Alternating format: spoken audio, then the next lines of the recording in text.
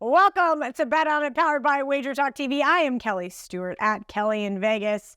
I just got word that Marco is not at the studio, and I don't really know what to do right now. We're going to get into the Thursday night primetime game, New England at Pittsburgh.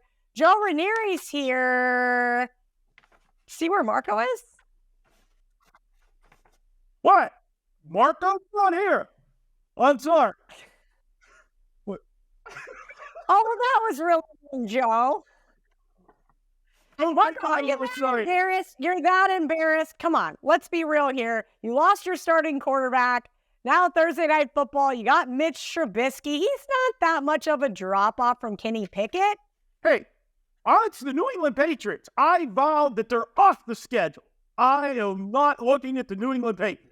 You know, sometimes, you got enough. No, I get it now. Yeah. Marco is on the Patriots. He and John Murray gave me that big, fat, stinking loser.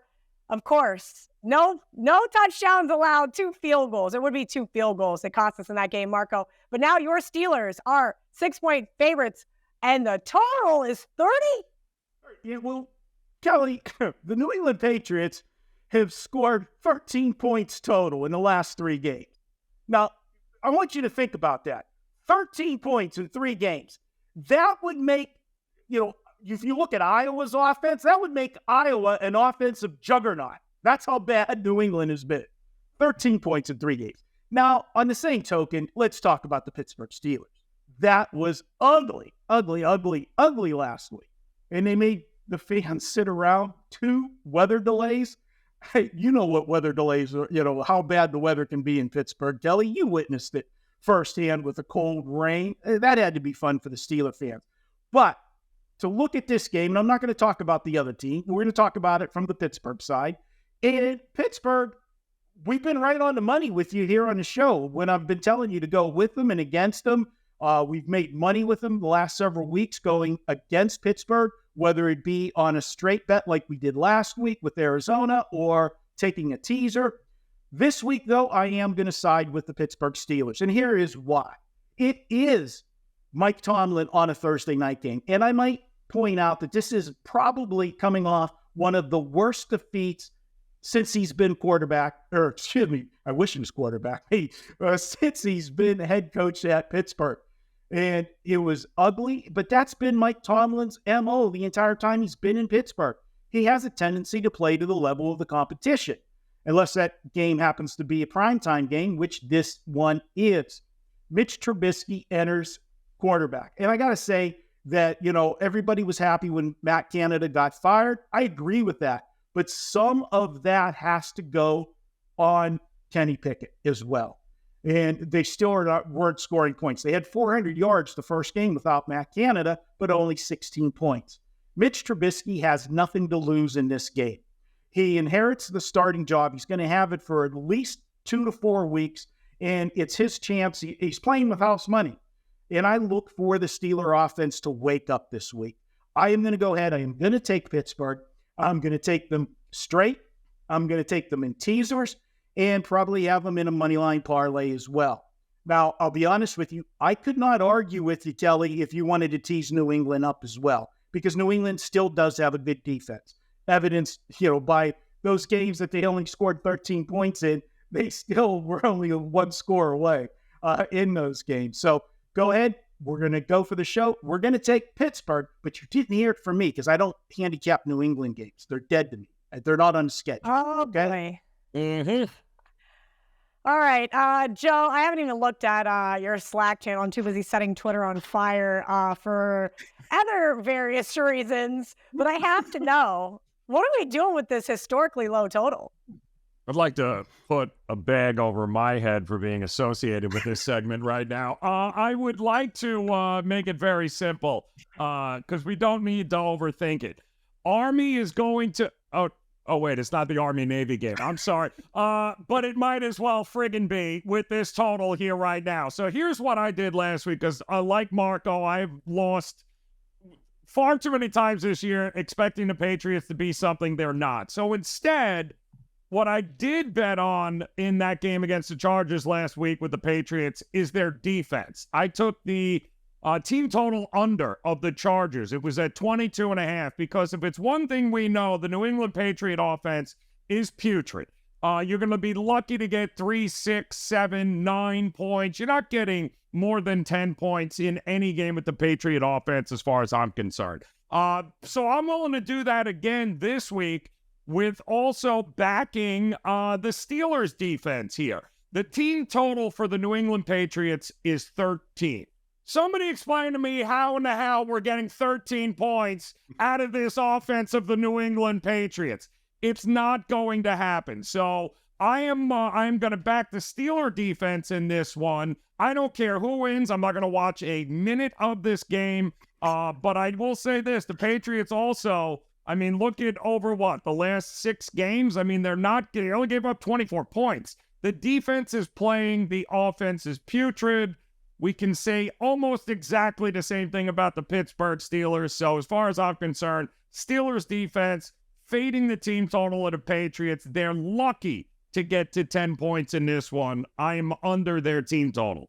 Yeah, I'm really glad I took that season win total under. That was the easiest one this year, besides your Jets that I believe just cashed last weekend. Let's move right along to a much better primetime game. One that is very highly anticipated Sunday night. Philadelphia is 3-point underdogs at Dallas. Total 53. Joe, bottom line, I've got a best bet for this one at the end of the show. I've actually got 2 because I couldn't decide which one, but we'll talk about them during both shows. But I'm more interested in your opinion here on the total. Is this going to be just an absolute utter shootout? Or are we going to see Dallas's defense come to play and maybe, just maybe, the Philadelphia Eagles secondary steps up? Yeah, it's, I think it opened up 49.5, and we've seen it obviously get bet up, and who can blame us here, guys? I mean, look at what this, the Dallas Cowboys offense has been. Even we saw this, a couple of weeks ago, a month ago there, in the first go-around, and it was a shootout here. I don't think that's going to change. The only thing I think is going to change in this game is I think the Cowboys are going to go into the break like other teams have been doing this year. We've had this conversation about the Eagles. This team is not even remotely close to what they were last year, where they would come out, boat race teams in the first half, take the air out of the ball in the second half, and you weren't able to come back and beat them, right? This year, it seems every time we go into a break, we bet it last week with the 49ers in the first half, right? You bet against the Eagles in the first half, and you look to back them in the second half because that's their MO this year. It was the total opposite a year ago with Steichen calling plays. Not the same team, obviously. I always thought the Cowboys and the Eagles were going to split one way or the other. There wasn't going to be one team winning both of these games. The Eagles got theirs at home. The Cowboys are going to get theirs here. I like that you're getting under a field goal in the first half, and the Cowboys have shown, they look a little bit like that Eagles team from a year ago. They come out, they score quickly, they score often. I have no doubt the Cowboys are going to follow that same blueprint. They're going to go into the lead. They're going to go into the half with the lead, and then the Eagles are going to have to play catch-up, which is pretty much what they have been doing this entire season. I don't see that changing. So, yeah, Cowboys in the first half. I'll lay the 2.5. Expect them to come out at it and light up this Eagles team early and often. All right. And as we all know, with the exception of last week, the Eagles have been one of the best second-half teams in the country. So maybe you're right. Maybe we might see, like we saw in Philadelphia, a closer second half. But I do like that first half play. Marco, I think this is going to be an awesome game. But I want you to break it down for me from your perspective. Well, it's not going to be a fun game to bet the wager I'm about to give you because I'm going totally opposite of what Joe was talking about, a shootout here. And that's what everybody is going to look at this game. And why not? Look at the Cowboys. Last 4 games, they've scored 49, 33, 45, 41 points. Do you want any part of an under? Hell no. And that's what the public's going to do. It's a nationally televised game, a standalone game on Sunday night. You saw what the market did and where it opened up and how fast it got up to 53. It'll probably make a couple more ticks up by Sunday. when you get the game day action coming in. But guys, this is a division game. This is, in essence, basically a playoff game, because what we're looking at is Dallas is one game behind Philadelphia, but it's more than that for Dallas. They need to win this game, not only to draw even, but if they lose this game, they fall behind by 2 games. They already lost to Philadelphia. They would have lost 2 to Philadelphia. And for all intents and purposes, the division race is over. So I expect a playoff atmosphere. When we talk about playoff games, generally we talk about them being a little bit tighter to the vest. Teams not wanting to make that mistake early. And that's what I think is going to happen here. And if you look at Dallas and those points that they scored in the last 4 games, they played the Giants, they played Carolina, they played Washington, they played Seattle. Those teams really don't strike any fear in me as far as defenses go. And for the most part, even less on a couple of them offensively. And when you talk about totals, you need to be able to both teams score. Well, in those games, both teams weren't scoring. You look at the Giants game and so forth, Carolina, and a lot of it was scored on quick mistakes, turnovers and stuff by the opposing teams because they were so inept. Philadelphia will be able to move the ball, but I think teams are going to settle for some field goals in this game. And when you chew up time and yardage in long play drives, it's going to eat up the clock, and it's tough to get to that 53. Also, what I want to point out in this game, if you look at the last 3 games for Philadelphia, what's been getting them beat is teams having success running the football against them.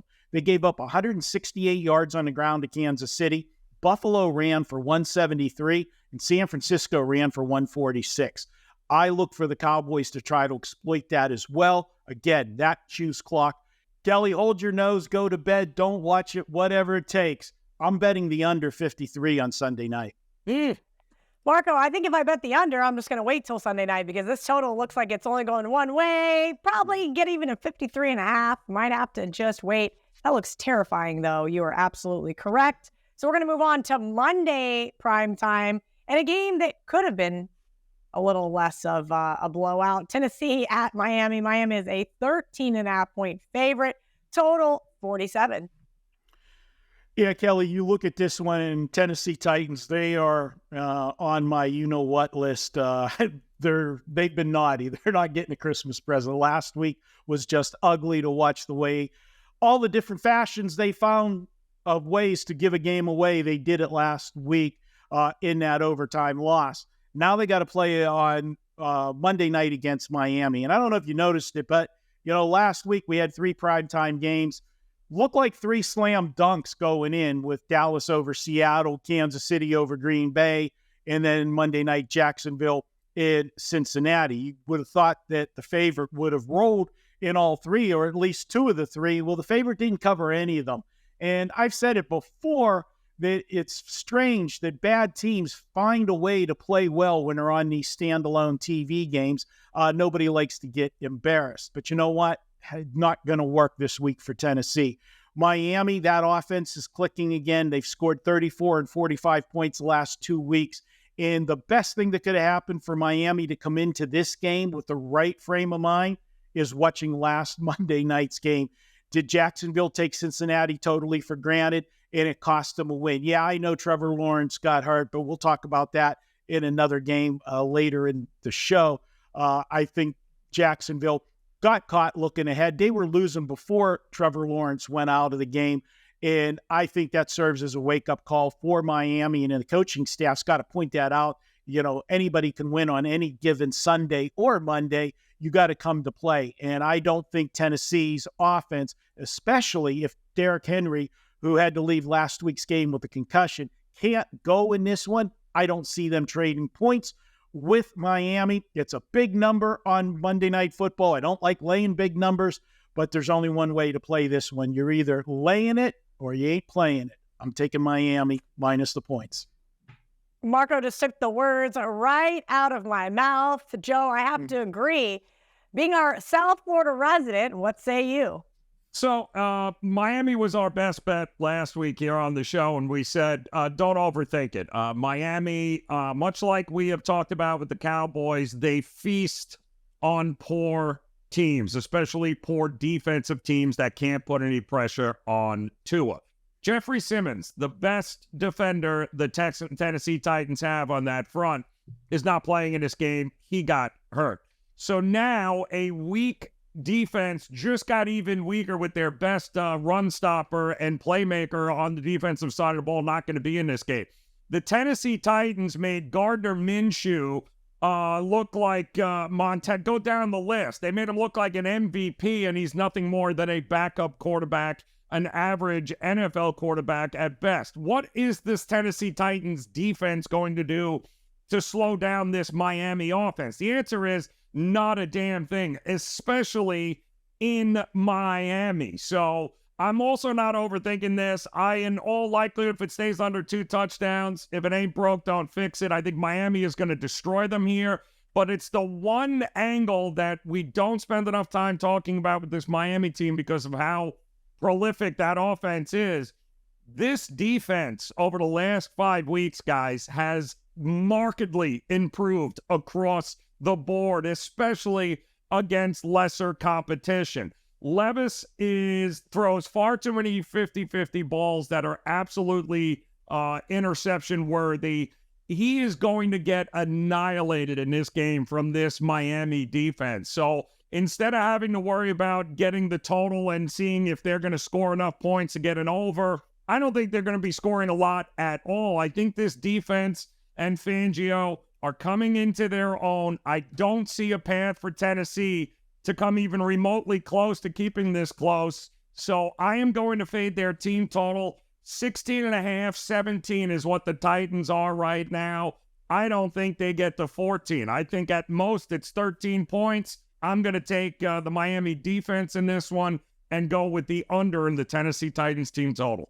All right, on that note, time for some TNA with Ralph Michaels. As always, Ralph, we're going to start off with those streakers. Who is running around like a crazy person right now in the NFL? Well, Kelly, we actually have an overstreaker. Oh, my God. Watch out. Take names. It's been such an understart to the season. ATS streaks, only one team with a 4-game ATS winning streak. That's the Indianapolis Colts. The Patriots and the Jets each have 5 straight losses. The Saints with 4 straight losses. The overs, we have the Detroit Lions and the Washington Commanders, and 4 straight unders, the New England Patriots. So for those people that have been fading New England and playing the under, you've got a nice size bankroll. Yeah, you do. Back to not betting bad teams. Thanks to that streakers map. I wish I would have seen that a couple of weeks ago, Ralph. All right, these glasses are here for a reason, and that's because I am always here for the nerd charts. This one's pretty extensive, Ralph. You have a really nice breakdown here. Let's get into it. Well, there's a lot of data. And guys, I will tweet this out at Cal Sports LV after the segment. And also, this will be in the free PDF guide. It's simple. The teams are down the middle. This is for the 2023 NFL season. On the left-hand side, you see the record when teams play an opponent with a win percentage under 50%. So they have a losing record. On the right-hand side in the blue, you see when an opponent is facing a team that is 50% or have a winning record. So there's a lot of data here, Kel, but I pulled out 6 points to talk about with you. First, I want to ask you this. Who do you think is the best bully? The team that has beaten up bad teams and hasn't done well against winning teams this year? Give me your number one guess for that bully role. I would have to say it's got to be the Dallas Cowboys. Everybody is just chirping about how they haven't beaten anyone, and I hope that changes on Sunday. Well, that's a pretty good guess. The Cowboys are 5-1 against the spread versus losing teams, and they're 2-3 ATS versus teams at 50% or better. But how about this? The Miami Dolphins, clearly the number one bully team this year. They are a perfect 7-0 against the spread against teams with losing records, and they're 0-4 against the spread against winning or 500 teams. So that's a perfect 11-0 playing Miami in that role. The Chargers also a bully roll, 4-2 ATS against losing teams, 1-4 against winning teams. The 4 teams that stood out to me, let's call them play to the level of your competition. The 49ers, 1-2 against losing teams, 5-3 against winning teams. The Jaguars, 1-3 against losing teams, 6-1 against the spread versus teams 500 or better. The Texans, 0-3-1 against losing teams, 6-1 ATS versus 50% plus. And the Bears, 0-3-1 and 5-2. So take a look. Again, there's some over-under data as well that jumps out. But when you get late in the season, it is something I look at very closely, how teams have done against winning and losing teams. And this chart will keep you up to date. I love it. Ralph got an Instagram this week, at Ralph Michaels WT. That chart will be available there, as well as his TNA sheet he's going to tweet out at CalSportsLV on Twitter. Ralph, you also have a bowl guide that you do with my good buddy, Dave Koken. Well, we do a bowl special every year, Kelly. This is the dynamic duo, we call it. Dave and I have done it for the last couple of years. It's our way of saying thank you. Dave is #1 all-time at Wager Talking college football bowls. I am #2 in college football bowls. Get both of our bowls, the entire bowl season, Dave's and mine bowl selection for $149. It's on my page or it's on Dave Koken's page. Our way of saying thank you and have a happy holiday season. I love it. You've got some TNA for us. I believe 5 trends, angles, or situations for week 14 of the NFL. Kelly, there's probably 1 million or 2 million NFL bettors out there that says, I will not bet the Patriots. I will not bet the Patriots. I will not bet the Patriots. And streakers showed why. But I do want to mention this. Since 2015, teams that are off a shutout loss have gone 29-13-2, 69% against the spread. So, hey, I'm not telling you to bet the Patriots. I'm just informing you. Now, the Patriots were off a shutout loss earlier this year, and they did lose that game. That's part of that 69% record. So, System 1 notifies you of the record of how teams do after a shutout loss. System 2, you are a home favorite on a 1-game losing streak. That's exactly a 1-game losing streak. So you won 2 games ago, you lost your last game, and now you're a home favorite up to -11. I did exclude the final game of the regular season when funky things happen, but those home favorites off a loss, like the Steelers and like the Chiefs, are 36.4% against the spread. That is 64 and 112, a very big sample size since 2018. So System 2 says to fade Pittsburgh and fade Kansas City. System 3, teams that are a small home favorite up to -3.5, off an away loss the first 14 weeks of the season. Those teams off a loss, small home favorite, so you're playing an opponent that is the same strength as you are. Those teams have gone 32 and 67, 32.3% against the spread. That says to fade the Browns and fade the Chiefs. Of course, with the Browns, you have the injury system that's in play, and people say, well, does the system still apply because the quarterback got injured or you have multiple injuries? Remember, the system is just data. It doesn't care who's injured. It doesn't care what the situation was. It just lets you know what the data is for those teams with that line in that situation. And the last 2 are situations I really like. Good teams off bad games or bad losses. So both have the same situations, but they are a little bit different. Number 1, how does a team do with a win percentage over 60% from week number 8 on, so you're in the second half of the season, that lost their previous game by 21 points or more? That is a 76.5% play, and it says to fade. It says to play on Philadelphia. I think you wanted to root against the Cowboys, Kelly. This situation says to play on the Eagles in that role, 26-8, 76.5%. And the final one is one that we mentioned a few weeks ago. a team with a win percentage of 65%, off a loss as a home favorite from week 8 on, going all the way back to 2015. This one says to play on Jacksonville. 32-15 is the record, 68.1%. So situation 1, positive for teams off a shutout loss. Situation 2, fade the Steelers and the Chiefs. Situation 3, fade the Browns and the Chiefs. Situation 4, play on Philadelphia. Situation 5, against one of the early angles, is a positive for Jacksonville. And Kel, this is a great week to download the guide. I've got 3 more situations that we don't have time to get to here, but will be in the guide, including 2 for Monday night, which will open your eyes. I love it. He is Ralph Michaels at CalSportsLV on Twitter. WT.buzz/RM is his homepage to get that guide. Ralph, I'm going to let you out of here. And before we get to Andy Lang, I just wanted to let you guys know right now we are running an end of the year special. They want me to call it an extravaganza, so I will. With December in full swing, we know that there is a ton of action ahead. We've got NBA, we've got NHL, we've got college basketball, we've got college bowl games, NFL coming into those playoffs, MMA, soccer, and of course, lots more delivered straight to your inbox until December 31st. Right now, no coupon code needed, just $1.99 over at wagertalk.com. Let's bring in the props prince. We'll call him the props prince this week. Andy Lang at Bump Sports. Who do you have for us this week, Andy? Andy, why are you making that face? Prop prince? I was just trying to think of like something creative. I guess I could have called you like the prop puppet master or something. I don't know. Well, I was trying to think of famous princes and where I fit in there. So what we have, like Prince Charming.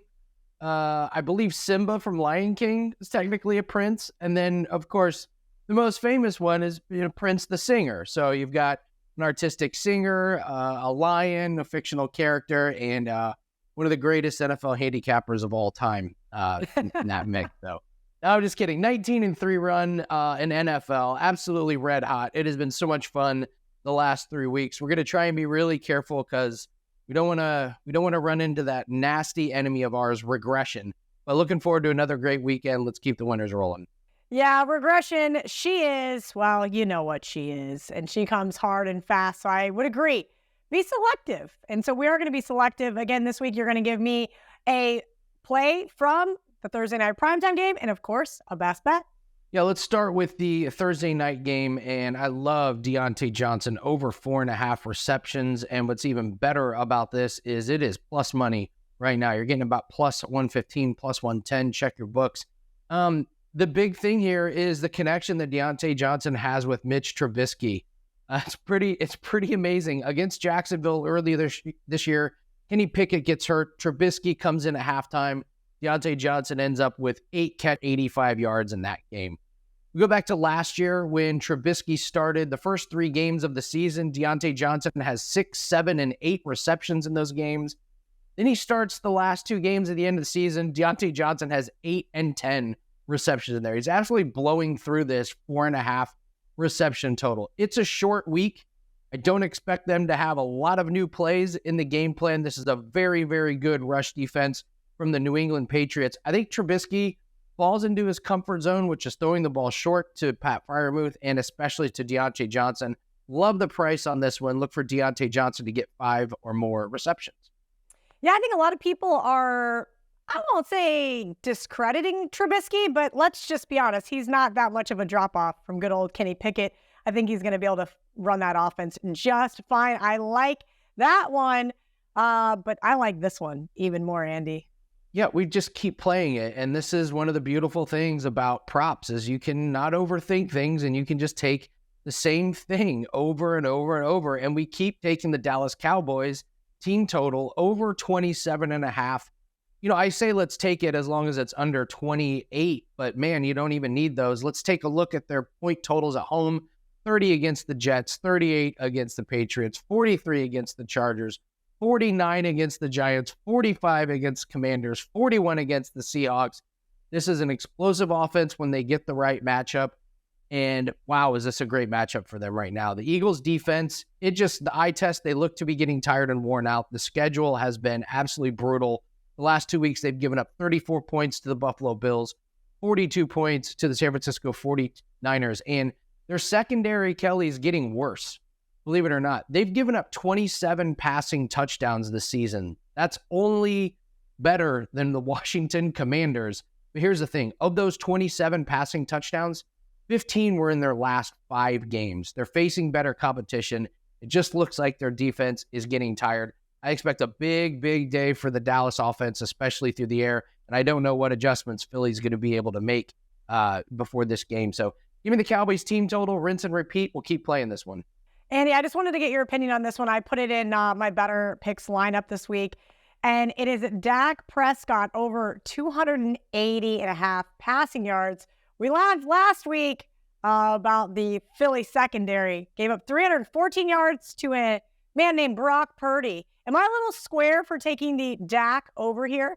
No, square plays win all the time. I think that line's too low. Why doesn't he get to 300 yards? Why would Dallas even try to run the ball? This is a Philly rush defense that is really, really good.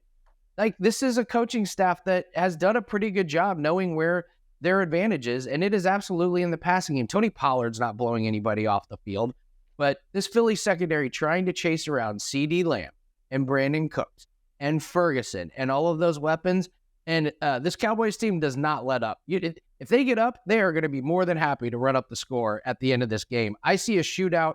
I see no reason why Dak doesn't get to 300 yards. Love that prop. I would also look to play him over 1.5 and maybe even 2.5 touchdown passes at plus money. Ooh, normally I'd ask, are you high? But that question is reserved for Joe Raineri. Well, I think I'm going to be a little high this week. Well, actually, I'm sorry, not high enough. Maybe I'm high right now. You never know. I am going to be looking at the Colts and the Bengals here. And quite honestly here, guys, as we're as of taping right now, this morning was 41.5. And over the last couple hours, I'm starting to see money come pouring in, and it looks like it's up to as high as 43. And I agree with the market move here with the Colts taking on the Bengals. Now, listen, the Colts, a overtime victory against Tennessee, couple of block punts. They really had no business winning that game. But, hey, the Colts have won a lot of games this year that they had no business actually winning. But Shane Steichen is proving to be one of the better schemes, that guy that can just, when it comes to the scripted portion of the game, he's a great, ask Philadelphia Eagle fans, right? How good an OC is he?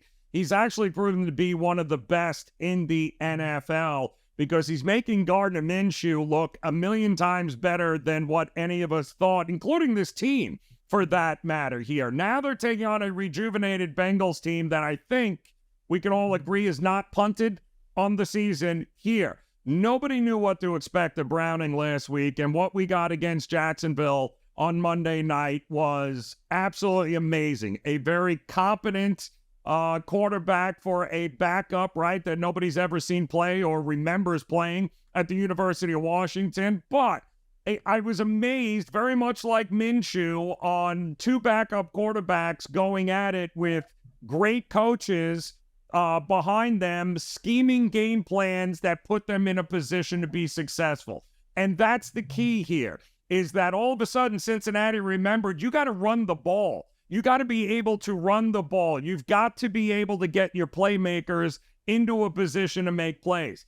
The Bengals did an amazing job of it against a Jaguars defense. And guess what? The Colts, they've been doing it with Gardner Minshew for all season long right now. Both of these teams have not are in a spot to make a playoff push here.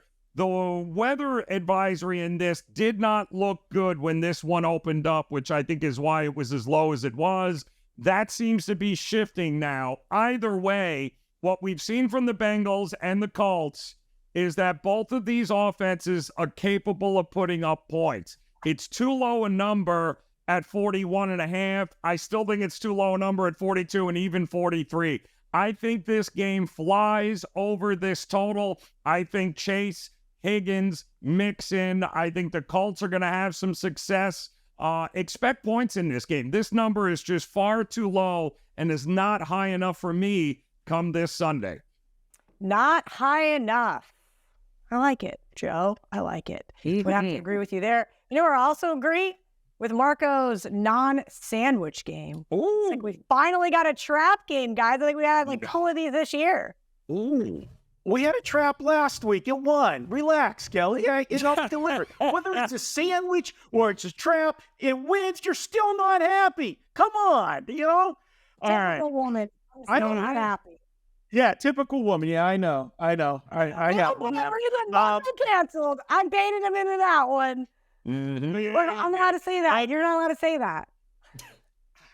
I Two to have three. one. I'm allowed to say it. Okay, and I remind her of it.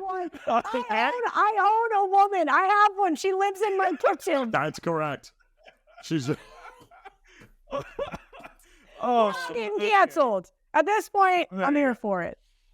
give me well, the you know what? I don't give me the know bag, if Marco. Joe's Just high- pass me the damn bag here. It wasn't me. It was the guy in the bag. Yeah, all right. Hey, I don't know if Joe's high or not, but when people look at my last pick and then they look at this one, they're pretty sure I'm high because I got to be on something with these last 2 picks. We're going to go with the Seattle Seahawks plus the points. Yeah, that's right. The Seattle Seahawks plus the points against the same team, the 49ers, that we had as a best bet last week on this show, that looked like they just won the Super Bowl last week. Well, they didn't actually win the Super Bowl, but they proved to the team that was in the Super Bowl last week that they should have been in the Super Bowl. But, you know, that was a story for a different day, and that's why we're looking to go against them. I'm sorry. The 49ers thought about last week's game ever since the schedule came out for this season. They never had their chance to play that big game to go to the Super Bowl because Brock Purdy got hurt early in the game. And you know what happened to the backup, and they had to come back with Brock Purdy with one arm just handing off the football. That was such a satisfying win. It was total focus by the team on every position, both sides of the football. Now they got to play Seattle, but you're going to say, this is a division game. They're not going to have a letdown. They just played Seattle 2 weeks ago in Seattle on Thanksgiving night, and they blew the doors off of them. How are they going to be totally focused to play them here? And you know what? You know why history has a way of repeating itself? Because people don't listen the first time. We've already had this exact same situation this year, and it was with the Kansas City Chiefs. Thursday night football, they played the Denver Broncos. The Broncos at the time were horrendous. They were playing bad. Everybody's, what's wrong with Sean Payton? He didn't turn this team around. They beat them on Thursday night. Then Kansas City went the following week to Germany and played the Dolphins. Big high-profile game. 2 supposed to be big high-flying offenses going across the pond to play. They stormed out to the big lead. They hung on to win by 7. They got the win. They came back home. Who did they play the very next week? The Denver Broncos, right back after beating them on a Thursday night. What happened? Oh, they didn't win that second meeting. They not only did they not cover, they lost the game outright. Now, I'm not going to go as far as saying Seattle's going to win this one outright, but I'm going to tell you they're going to keep this one a lot closer than the first one. I like Seattle. I don't have a problem with the Seattle first half wager either, but I'm going to give you for the show full game. I'm taking Seattle plus the points. I'm going to take the revenging road dog and quick revenge because I think this is the ultimate trap game for San Francisco off that big win. Give me the inflated number. You know about buying low and selling high. Well, right now, the market can't be any higher on the San Francisco 49ers after last week. Give me Seattle plus the points. That's your trap game of the week. Well, Mark, I'm going to kick it right back to you because why isn't this your barking dog then? Well, because what can I say, Kelly? Okay. You got a little All right. one. It's because you can't, no, I don't you know. can't possibly, yeah, I know. You can't Yeah, I know. possibly give me a double. Yeah, I know. I'm sorry. What can I say? But it's just, it's not the size of the dog. It's how the dog finishes. Okay. And this one's going to finish with the dog. That is not the same. I am pretty sure. Not even close. The dog finishes. Otherwise, not the size No. of the dog, the size of the fight of the dog. This is a family show, Kelly. Come on. The bar. Said it. I was talking about a dog. Where are you going? I need my own bag. I Again, need my own bag. Jay, typical woman state. So what you're saying is size matters. Is that what you're saying, Kelly? Is that what you're saying? I mean, of course it does. Okay. All right. Okay. All right. Okay. All right. Sorry, guys. We're going to take my little 2.5 point underdog here, and we're going to take Tampa Bay plus the points here. You know, where do I go from here? You know, I'm looking at Atlanta, and Atlanta, you know, this team just doesn't win by a margin when they win. Okay. So I'm going to look, anytime they're laying points, I'm going to look at the dog. And as much as whether you like Baker Mayfield or you don't like him, he's doing enough to get by in Tampa. And I'm going to ride him here again. I'm going to take him plus the points. This looks like a spot where Tampa Bay, they had a struggle last week against Carolina. So people are going to look at that and say they barely beat a 1-10 Carolina team. Well, you know what? I was on that Carolina team last week. Why? Because they fired the coach. We've been down that road before. Teams get fired up the game after a coach is fired, whether it's because they didn't like the coach and, you know, they weren't playing hard for him, or the fact that once the coach is fired, you know, the next person that's getting blamed is the player. So we better step it up. And that's what you see from a team the week after a coach is fired. That's not the case here. You saw Atlanta last week. They struggled with the New York Jets. 13-8, ugly game. This team just can't score. I'm going to go ahead and take Tampa Bay. They're going to generate enough offense. I don't trust Desmond Ridder for Atlanta to get separation in a game. And I feel that Tampa Bay, they've run the football well the last 2 weeks, 125, 128. And with Baker Mayfield doing enough in the passing game to move the chains, I just don't think Atlanta can get the job done here. Atlanta's strength is running the football, but Tampa Bay ranks 9th in rushing defense. They're only allowing 95 yards per game. That means if Atlanta does not have success running the football, you're putting this squarely on the shoulders of Desmond Ridder. No, thank you. I'll take the points with Tampa Bay for my little underdog, barking dog, Chihuahua. But they still cash, Kelly. They still cash. You get paid the same, okay? Size doesn't matter. Actually, that's not true. Unless it's a money Plus line. 1. Unless it's a money line. And it's always a money line, Marco Barco. That's the whole point. On these, what I think you guys should be doing is putting a 1 unit on the barking dog and at least a 1/4 of a unit on the money line. That's the whole point. But Marco Barco has spoken. I like the Bucks and a teaser for what it's worth. Joe Raineri, there's some big dogs this week. And there's only 30 people left in the Circus Survivor. Who is going to ruin someone's Sunday or Monday?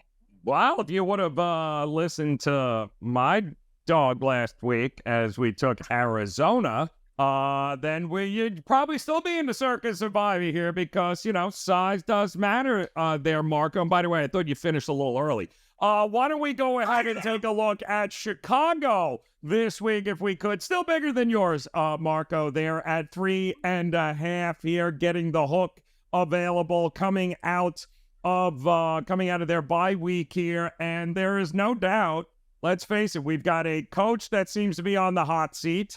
We've got a Chicago Bears defense that has been so much better over the last couple of weeks here. And don't forget, we just saw this game a few weeks ago, right? Between these division rivals. And what happened? Well, if it wasn't a total meltdown and a coach's decision to play not to lose as opposed to go and win the game, then yeah, maybe they would have went for it a couple of times on one of those 4th and 1s instead of punting it back to Detroit here. Either way, Detroit looked like everything was all well last week, right? Dropped 21 right out of the gate against New Orleans, and then what happened? Nothing. They allowed New Orleans to get back into that game once again, and New Orleans had a shot late with a backup quarterback. I don't think they're going to have this problem. I think Chicago at home is going to be extremely motivated here. I think they are starting to play their best football of the season. Not saying much, I get it, but they're playing their best football of the season right now, and they will gladly welcome into their building outdoors Jared Goff and company here. I think they are as live a dog as you're going to get this weekend. I still do not trust Detroit. I certainly don't trust what I'm seeing from their defense over the last couple of weeks. So, yes, I think the Bears can absolutely not only cover, but absolutely win this game outright against their divisional foes. They're the Detroit Lions. Sorry, Gianni Detroit. Sorry back at corporate. The Bears are taking this one this weekend. I, too, love the Bears. You know what else I love? Spend the next 5 minutes with Las Vegas Cris. Ooh. Well, we're here at week 14 of NFL. And last week, I touched base and revisited 10-point teasers and options and parlays and how teasers and parlays can be used for the same types of betting and that sort of thing. And obviously, checking rules and options at all the different places, and even cross-sport teasers are an option. And I'll start off with, I gave out a less than enthusiastic Dallas, Miami, Jacksonville 3-teamer that paid plus money. And the Jacksonville leg let us down. So apologies for that. But that brings up a topic that I want to discuss. If you're doing multiple parlays or teasers, or you're just creating whatever betting where you get exposure and your risk is kind of up there going into Sunday night or Monday, what do you do with it? How do you hedge out of some nice positions if you're sitting in some nice positions? What I did is I was in a situation last week, and I'm in this situation every single week, but I needed Kansas City to just win the game on Sunday night versus, I forget who they played. Was it Green Bay? Yeah, Green Bay. And then I needed Jacksonville just to win the game. And so what I did is what I call as a hedge teaser. I usually do hedge teasers, but I could not find a good teaser for the Jacksonville when it was sitting at 10. You know, I didn't want to buy Cincinnati up to 16 or 17. It just wasn't good enough. There was no way to put 3 teams together for 10 points. And so the way I hedged needing Kansas City and needing Jacksonville is I did a parlay with Green Bay +6 against the Kansas City pick. And I used Cincinnati on the point spread +10. And that paid +250, +260.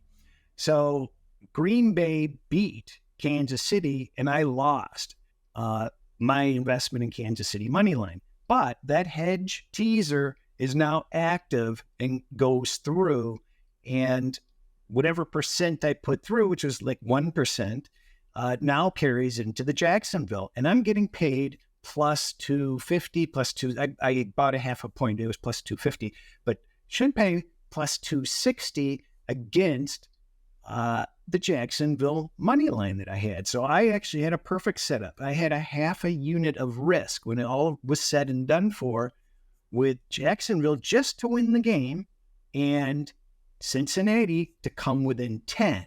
And some way, somehow, Jacksonville let us down. But the +260, low risk, high reward, was a nice way to hedge. So don't underestimate the value of betting the opposite side of your liability through more than one leg of what you are going to need. You need to kind of map out the chain of what your liability is. And that leads me into the reason why I want to reiterate, because last week in particular was incredulous for the amount of games that you didn't know who was going to win or cover right down to the end. There were at least 5-6 games last week where the handicap didn't even matter. So if somebody won, you can't credit the handicapper. Somebody lost, you can't blame the handicapper. It could have gone either way. So with so many games each week falling under this situation. That is why I am choosing. I was always a straight better. I never teased anything before last year, basically. So I appreciate straight betting, but I'm learning how to elongate my straight wagers and get more numbers that will benefit me and win for me, either via parlays or teasers. So that's the strategy. That's the reason why I'm doing it. And I wanted to point out specifically, because last week was a great example, start taking note of how many of these games are toss-ups, and you don't know who's going to win. But boy, if you've got that, if you know how to place the right teasers, the right parlays, and you're not just randomly, blindly just, mucking around doing, this and that, if you really know how to strategize it, it can be extremely powerful. So I get a lot of thanks from people that are using this technique, and they're having great results. I get a lot of criticism too of people that don't understand and think that teasers are sucker bets, parlays are sucker bets. They are, if you don't know how to use them properly. With that in mind, I have to make one more comment. That Jacksonville loss sucked. The Kansas City loss sucked. What I think is most important about betting is mental health.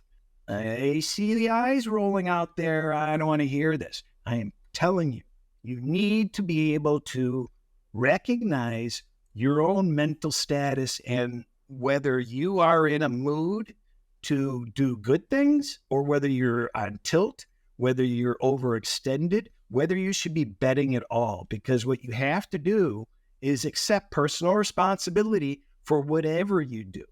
If you're following somebody else's picks, it's not their fault. You place the bets. If you're placing bets and the wife yells at you and the team lost, it's not the wife's fault. Everything is our responsibility for what we do. And if we're not feeling good, then that's going to lead to poor decision-making. And sometimes you just have to step back, take a little bit of break. And that's not weakness. That's strength. It takes great strength to understand that maybe I'm not in the right frame of mind right now. I need to just, take a little break maybe. And what I like to do is the opposite of what I used to do. I used to punish myself and, do the I don't deserve nice things routine. And I do the opposite. I actually treat myself to something nice. I try to make myself feel good. And then I feel better coming back when I'm ready to come back.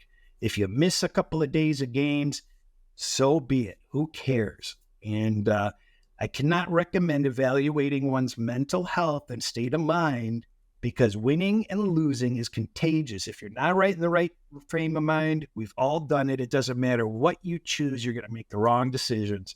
And I just want people to think about it and take pause sometimes. I'm long-winded today, so let me give you guys, there's a handful of 10-point teasers I like this week. And I'm not going to pick out one specific, but I'm going to give 5 examples of 10-point teasers that I think are pretty good. And if you like 3 of those 5, I would go with them. I like San Francisco, number 1, taking them down to pick in a 3-team teaser. I absolutely love that. I also like, if you like the Chargers, which I don't really like, I still like taking it to the 7.5 on a 10-point teaser if you have a 2.5, which you should be able to find. That can be a pretty good bet also. But you have to get past the 7. You can't go to the 7. I think the Buffalo-Kansas City game, either direction is great. As long as you get to 11.5 or 12, you have to get past that 11 on the Buffalo side, and you have to get to the 7.5, which is easy to do right now at the car line with Kansas City. That either direction, depending on who you like in that game, is great. And then also Green Bay plus 3.5. They're laying too many points on Monday night. They don't belong laying a touchdown. But that line's available at 6.5, and I do like the plus 3.5 on a 10-point teaser. So I wish everybody good luck this week, and I'll see you next week. As always, thank you to Cris for his terrific insight. Now it's time to pivot to VR for some of that gold. All right, thanks, guys. I don't have quantity this week, but I have a lot of quality. I narrowed it down to the strongest moves that I know are legit with no a high confidence level. Let's just put it at that. No college football this week. Betting syndicates know the betting public will have more money to fire on NFL. Of course, they'll be betting some college baskets as well, but not as confident this early on, I don't think. They'll be unloading on Sunday. With that said, I want to thank you all for your continued support. We're near almost 300 units ahead. You know what that means. If you started with 10 dimes, I urge you to only bet $25 a unit, never betting more than $125, even though you got a $10,000 bankroll. Well, guess what? You've now won over $7,000 with that 10 grand, and you've never had to bet over $125 to win $125. You don't sweat if you don't overbet, and that's why we just continue grinding upwards. So thank you for your continued support. That's going to help you manage your risk correctly. You got to know whether the source is plus CV. I think that speaks for itself. Here's some of that NFL steam. Even going to throw a teaser your way that I moved. Start off with a big total. Tampa Bay, Atlanta, over 39.5, and over 40. They like a lot of points in Tampa and Atlanta. And also the Baltimore Ravens, minus a touchdown. Baltimore Ravens tied into a lot of teasers from sharp accounts. So they're looking to get out ahead and take advantage of that 7 on the Baltimore side. Move on to another total, game 115, Indianapolis, Cincinnati. Again, points, over 40, 40.5, and 41. Look for that one to continue to climb. Multiple groups like it. And finally, we got the Chicago Bears plus the 3. Chicago Bears plus the 3. That's a key number. If you like it, I wouldn't wait too long. Oh, I see Philly and Dallas. A total under 52. Just one of the groups hit that. I haven't dug into it to confirm yet. And finally, that teaser I was talking about, the one leg was Baltimore. The second leg, the Buffalo Bills. That's correct. Who are in the top 5 in offensive passing success rate. Real quickly, top 5. San Francisco, Miami, Detroit, Buffalo, and Dallas. Defensive side of the ball, Cleveland, Baltimore, KC, Jets, New Orleans. High correlation to cash and bets. You know what to do. Whether you follow or fade, I hope you cash them, don't trash them. Smash that like button. Continue to show support. Greatly appreciate you guys. Happy holidays. Thank you to the Greek Gambler at Greek_Gambler on Twitter and Instagram for always bringing us that NFL gold. Now it's time for Best Bets. I went back and forth on a best bet because it's really hard to quantify what is your best bet every single week. I really like the Bills, but I really like the Cowboys. I know everybody's going to say, Kelly, you're betting against Philadelphia once again. Yeah, I am. And the truth be told, Philadelphia was kind of cruising at an altitude that it was bound to come crashing down. Jalen Hurts, Eagles quarterback, no longer the MVP frontrunner. He's thrown 10 interceptions so far this season, and that is tied for 4th most in the league. Now, I know some of the Eagles defense comes to play, but as we talked about with Andy Lang, that secondary's not very good. If I'm Dak Prescott, you know what I do? I exploit the hell out of them. Yes, you got to establish the running game here, kind of open up the offense, but I think the Cowboys are going to come to play. If you remember that we'll call it interesting call to end the game the last time these two played. I don't think Dallas has forgotten after that tough game against the 49ers. I expect to see the Cowboys put up some points in this one. San Francisco was number 3 in points with their scoring defense. Yeah, Dallas, number 4. I expect a big win here, so I'm going to lay the 3.5 with the Cowboys. Marco D'Angelo has a PSA for you guys before we hear his best bet. Yes, Kelly, we got a special going at Wager Talk. It's site-wide. Any capper, you can get their plays for the rest of the season, rest of the calendar year, 2023. That's all sports. And remember, December is power-packed. You've got NFL action. You've got bowl games. In a week, we'll be starting bowl games. There'll be bowl games every day through New Year's. Also, you've got the NBA, you got college basketball in full swing, hockey, soccer, you name it, it's going right now. Get your favorite capper, lock them in for the rest of 2023 for $199. Kelly, for my best bet, we are going to go to what's a little bit of an ugly game, but I think it's going to get a lot of play this week because the public watched the Cincinnati Bengals beat the Jacksonville Jaguars on Monday Night Football. Now, we know Monday Night Football is the most heavily watched game of the week, that and Sunday Night Football, but the Bengals looked great. Or was it that Jacksonville just thought they had to show up and they would win? And don't tell me, oh, Jacksonville lost because Trevor Lawrence got hurt. Trevor Lawrence got hurt later in the game, and this was trading touchdowns the entire game. Trevor Lawrence doesn't play defense. And I just think Jacksonville came into this game. They were a double-digit favorite. Cincinnati looked absolutely horrendous the week before with Jake Browning against the Steelers and thought that they just had to show up, they would win. Well, now that's not the case. And also now Indianapolis has some game film. They had the Pittsburgh game, which was awful, and they had last week's game where Jake Browning looked like all-world quarterback. Not going to be the case this week. And let's talk about this Indianapolis team. I don't think there's a bigger surprise in the NFL this year. Maybe you could say the Houston Texans, with the rookie quarterback. But if you remember, Indianapolis started the season with a rookie quarterback too.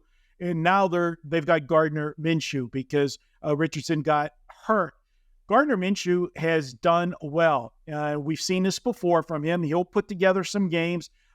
He's one of those guys that really is not a great starter, but he can be a good backup for a while. And that's what he's doing. 4 straight wins. This team's 7-5 on the season, straight up, 8-4 against the spread. They've won and covered 4 in a row. But more importantly, with Minshew leading the way, they've scored 27 or more points in 5 of the last 6 games. The Cincinnati defense is not good. They have given up 30 or more points in 3 of the last 4 games. The only team that didn't score 30 on them was Pittsburgh. Oh, wait, what did Pittsburgh do in that game? They scored only 16 points, but they had over 400 yards of offense. That was the highest total of yardage for a Pittsburgh Steeler game in almost 3 years. That's how bad the Cincinnati defense is. I'm going to ride Indianapolis. We saw the market overreact immediately after Monday night's game. This line had opened up Indianapolis as high as 2.5. It's down to 1.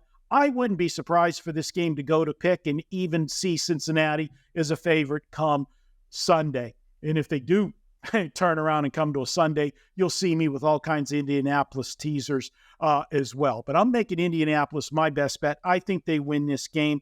And I'm going to give you a stat here. This is a league-wide stat. It goes back to 1983. It's not a lot of games. It doesn't happen often. 24 times since 1983. But play against a average team. And when I'm talking an average team, I'm talking a team with a win percentage between 45% and 55%, basically a 500 club. That's Cincinnati, who is coming off an upset as a double-digit underdog.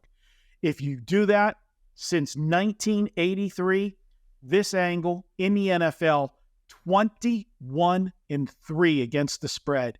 That says we take Indianapolis this week. That's where I'm at. Make Indianapolis my best bet of the week. I would have to agree. All right, Joe, do you think we can make it a full sweep? I love this week in the NFL. Conveniently, the week I have to pick 7 games in the VSiN contest. Thank goodness I actually like this card. Well, you may want to borrow that bag for Marco because you're going to throw up when I throw this one out here. But hear me out, guys. My best bet last week was easy. It was the Miami Dolphins. I didn't want to overthink it. They beat up on bad teams. This week, and you can see what's happening in the market. If you were fortunate enough to get the Jets at +6, kudos. But they're at +4 right now. So you got to be saying, whoa, wait a minute. Why is this thing getting steamed down towards the Jets? Well, the Jets just announced that Zach Wilson is going to be their starting quarterback. We also just learned that apparently, thanks to Aaron Rodgers, who did an interview yesterday on the Pat McAfee show, talked about how it's total BS, how there's somebody in the Jets organization leaking that crap out and trying to assassinate the character of Zach Wilson, who, unbeknownst to me, he's a big fan of. He really, really likes this kid, and it shows. Now, apparently there was a meeting today. Zach Wilson has been asking, from what we understand, to start this week. It was Robert Saleh who wouldn't make the decision, but it sounds like that decision has been made, and kudos. They let Boyle go. Simeon's not going to be the quarterback. We're back to square one on the carousel. That is the New York Jets. Now come the Houston Texans, who everybody has already penciled them into not only the playoffs, the AFC South crown, and then they're going to, man, you don't want to play the Houston Texans. Well, exactly who have the Houston Texans played and beat to this particular point as far as the defense goes? Because what they're about to walk into and the defense that they're about to play, who, if they are rallied around Zach Wilson and Aaron Rodgers, who's blowing the horn for them, this is going to be the toughest game he has played all year. Mind you, guys, this is also the same Houston Texans and C.J. Stroud that lost to Carolina. Okay, now, instead of having all day in the backfield to throw bombs, he's going up against the one defense that is going to consistently be in his face, who is going to pressure him. Oh, yeah, and by the way, the Jets don't give up big plays to wide receivers. They haven't all year. In fact, nobody has gone outside and beaten them down the field for a touchdown. Only 3 wide receivers all year have scored a touchdown on this defense. So what does that mean? You're going to run on the Jets? I don't think so here. I know it's disgusting. I know it's horrible. But this is still a rookie quarterback with a lot of young guys having to go on the road and beat a team who everybody has already consumed that they are going to beat. Yeah, I don't think so here. I took him at 6. I still take him at 4. Now that there is something for the troops to rally around here, don't trust the young team. The Jets might not win this game outright, but I think they will. I also think this is a field goal game at best here. Give me the Jets to get it done this weekend against Houston. Yeah, I'm okay with them winning out right now that I got to cash that under 9.5 wins ticket. I'm for it, Joe. All for it. All right, well, that is the show, guys. Let's throw up that recap graphic. So all of you that, for the last 18 years, just scroll all the way to the end here and cheat. Can you at least give us some nice comments? Can you at least tell Marco how much you love his little dogs? Yes. Something, please. Help the algorithm from all of us here at Bet On It. We appreciate you guys every single week. We'll be out soon with a bowl preview if we can figure out the transfer portal, the opt-outs, and the coaching changes. But we'll be back next week, per usual, and you can bet on it.